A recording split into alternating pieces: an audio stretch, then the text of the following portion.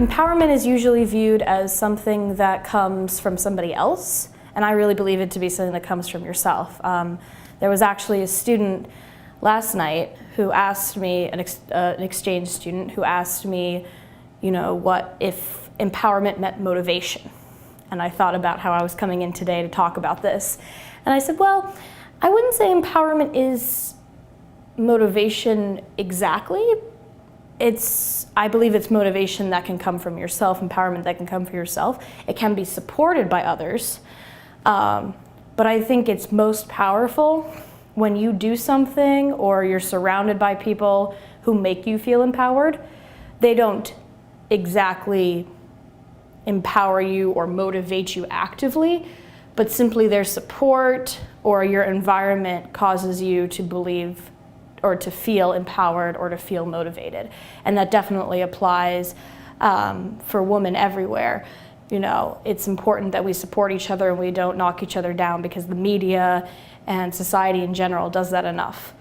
So, and even if we're not supported by the women around us, we still have to find a way to empower and motivate ourselves, because it's much more powerful when we're able to find that within ourselves than from someone else. When I came up here by myself, because it was a big move I'm from Maryland, and it definitely was something that was a little scary and a little weird. But I felt empowered because I was able to do things, again, myself. And I was able to find motivation, or I was able to solve problems myself without outside help, or too much outside help. I do feel support up here, but I realized that the motivation and empowerment has to come intrinsically from me. I also felt empowered recently when I did the vagina monologues, because that is something that is trying to open up the conversation about all women's issues, both cisgendered, transgendered, those who identify outside of the binary, et cetera, et cetera.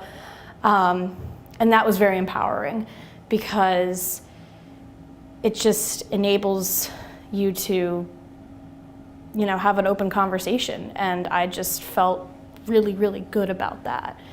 And I felt proud to be a woman. And I actually read a poem by the same author of the Vagina Monologues, Eve Ensler.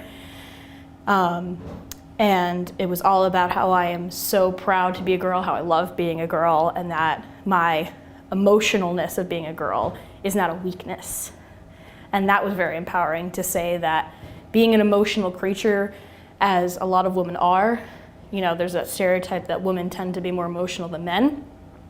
And I don't think that's a weakness. And that was what that whole poem was about. So that was very empowering. I would definitely say that the idea of empowerment from within comes from Iyanla Vanzant. She is a motivational speaker, a life coach, who actually has her own show on Oprah. But I have met her in person while she was on a break, in between that show and when she previously had a show on Oprah's, not on Oprah's network, but I guess, she had a show many years ago that was supported by Oprah.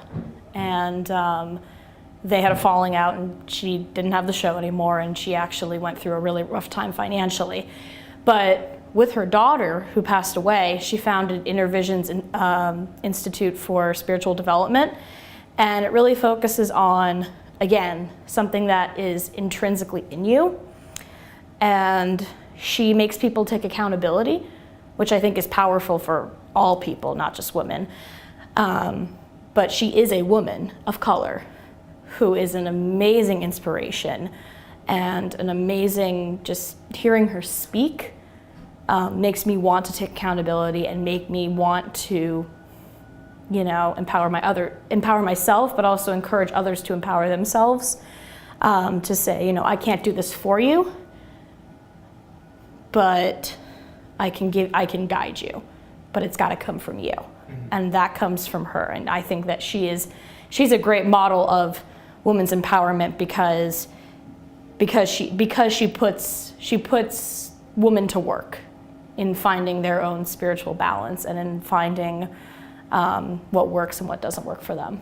I think that the Women's Empowerment Initiative is important, for all women, again, both cisgendered and trans, and anybody who identifies as female or anybody who identifies, on the gender spectrum, because we say this is a gender issue, but we can't just limit it to women like myself who were born with a traditional woman's body and also identify as a woman. We can't just limit it to that, because then we are excluding so many women. And I think that, for a while, especially with the women's rights movement in the 70s, it was easy to just say, white, middle-class women, straight women, definitely not trans women. And so I believe that in this initiative, it will be important to include all women or all people who identify as female, and anyone who could really benefit from having women's empowerment on campus, I think should be included, I think should be informed, and I think should be celebrated as a part of this initiative.